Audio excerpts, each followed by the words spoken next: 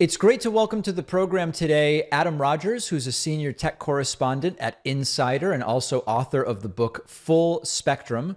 One of his recent articles is going to be the catalyst for our conversation today, called Sure, Twitter and Facebook Have Deepened Polarization, Just Not in the Way You Think. Adam, really great having you on today. I appreciate your time.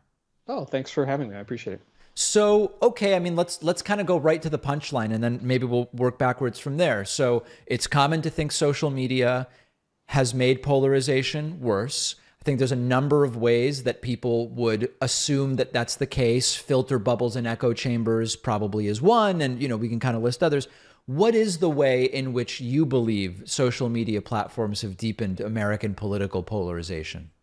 Well, I'll tell you a couple of things that surprised me in the reporting for this, and this is why I wanted to do this story. The first thing is that while I think I would have said before I started calling people that the problem was an echo chamber, a filter bubble, epistemic closure, right? Was that, we get on social media and then we somehow in some way tend to assort with people who have the same political and views as we do, and then maybe the same cultural views as we do, and then we don't hear anything outside that.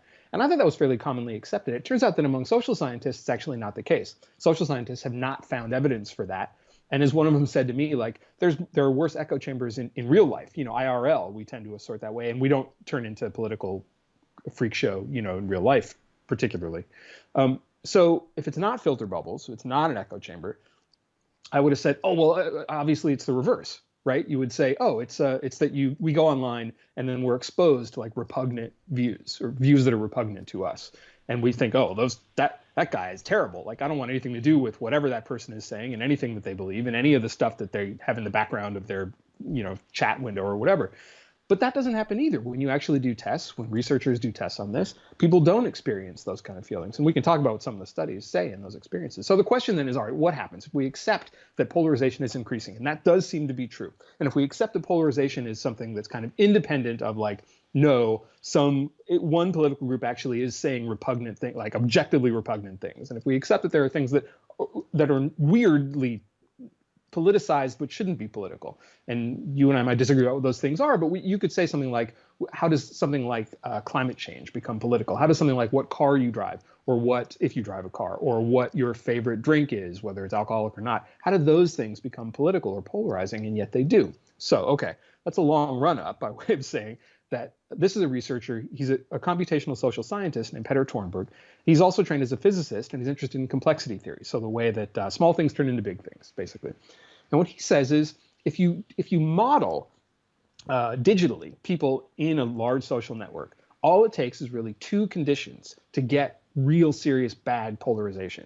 All you have to do, first of all, is make sure that people are connecting with non-local connections. So that means strangers, people at a distance, people they wouldn't ordinarily connect with, distant from themselves, both in terms of their demographic characteristics and also literally like geographic distance.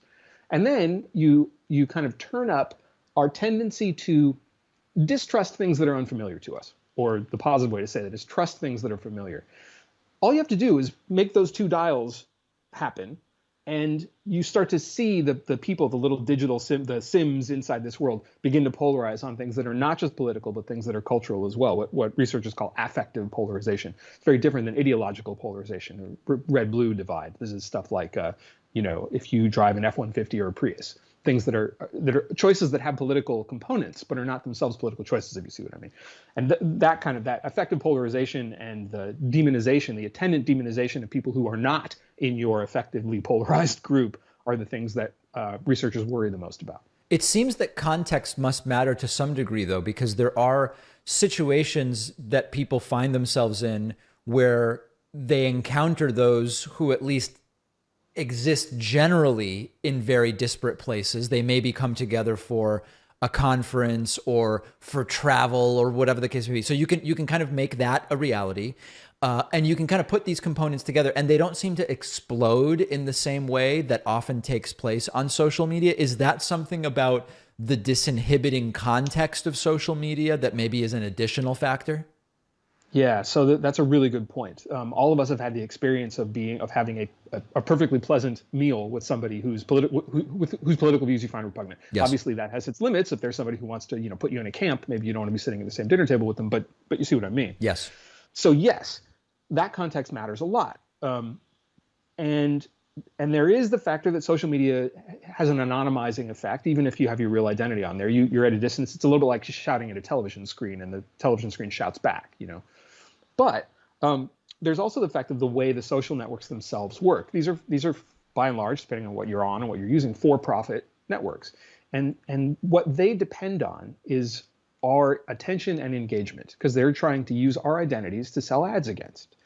And so, in addition to the factors that Tornberg came up with, like how does polarization happen in groups who are exposed to each other in these particular with these particular kinds of network effects, the social networks themselves turn up their own dial for linking our identities to our posts. So they ask who you are, essentially, with everything that you look at and everything that you post, and then privileging the loudest voices because those get the most engagement, and those tend to be the most extreme.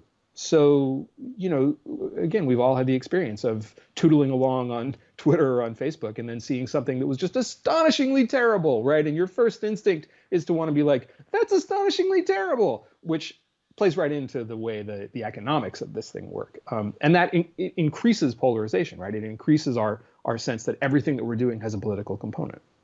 There are some, like, for example, Jonathan Haidt comes to mind, who has a sort of maybe different diagnosis for what's going on than you, but one of his suggestions is you can have an anonymous handle on social media, but the platform should know exactly who you are. So, like, for example, if I want to operate on Twitter as, anonymous elephant 2655, I can do that, but when I create the account, I have to provide Twitter with my driver's license or whatever, proving that I really am who I say I am. And that would reduce the disinhibiting nature of social media to some degree. Do you agree with that?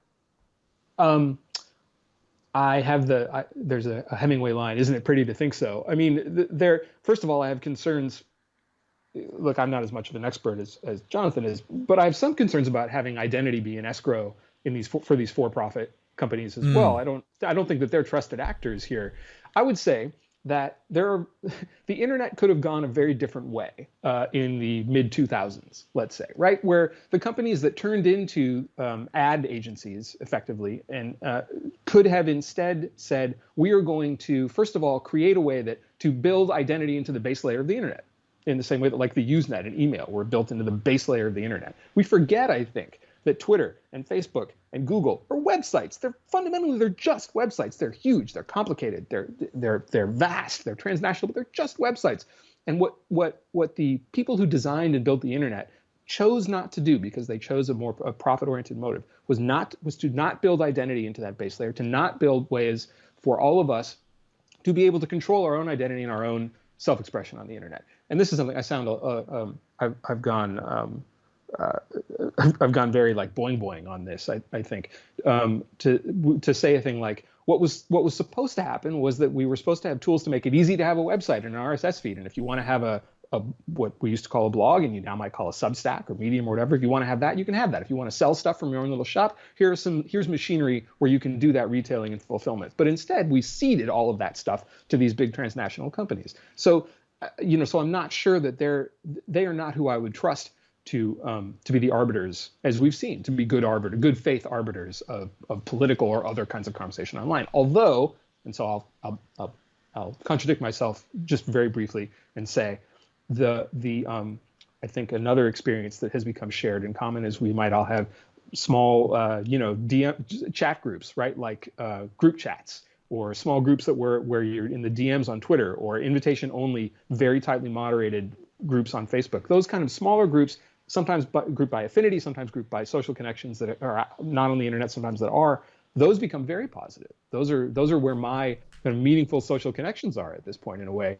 And sometimes they're arbitered through the big social networks, through a Twitter or through a Facebook or whatever, and sometimes they're not. But because of their size and because they are more tightly controlled, not for like affective ideological engagement, but for some kind of emotional engagement that's more meaningful. They tend to be more positive spaces. When it comes to, you mentioned these companies, platforms, websites as the arbiters here.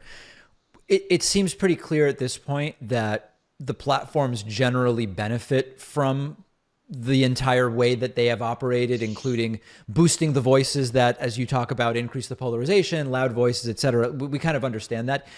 Is it fair to say that because of that, they simply can't be counted on to try to work on this problem? Is it that flat out, or are there ways to incentivize Facebook and Twitter or whoever to actually try to fix this problem rather than profit from it? Yeah, I don't know. That's such a good question, and we see it going on right now. I mean, that's that's at the heart of what is happening with Elon Musk and Twitter, for example, right?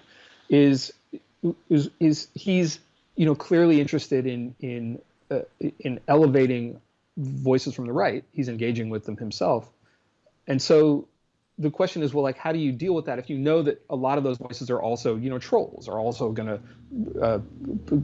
potentially hurt people, send out sort of stochastic terrorism against trans people or against Jews or against all the people who sort of are the like targets of the day, Yes. Horribly so. And so what are we, so the response to that has been, like, essentially, weirdly to me, let the market deal with it, right? Well, he's going to lose all his advertisers if he does that. That's sort of our response. And that may happen, right? That could, or the advertisers could then pressure him to say, you can't do that or we won't advertise. So it becomes what we trust as a society is that the same profit motives that got us here will get us out. And, that's a thing that we could all perhaps be polarized online about whether we believe will happen or not. I guess. Yeah, I mean, I guess I would say I'm depressed. I don't have solid evidence to think that that's exactly the way it would work, absent some kind of countervailing force. But probably a conversation for the next conversation. We've been speaking with Adam Rogers, who's a senior tech correspondent at Insider, also author of the book Full Spectrum, and we're going to link to the article that's been the source for today's conversation. Adam, really appreciate your time today. Thank you. My pleasure. Thanks for having me.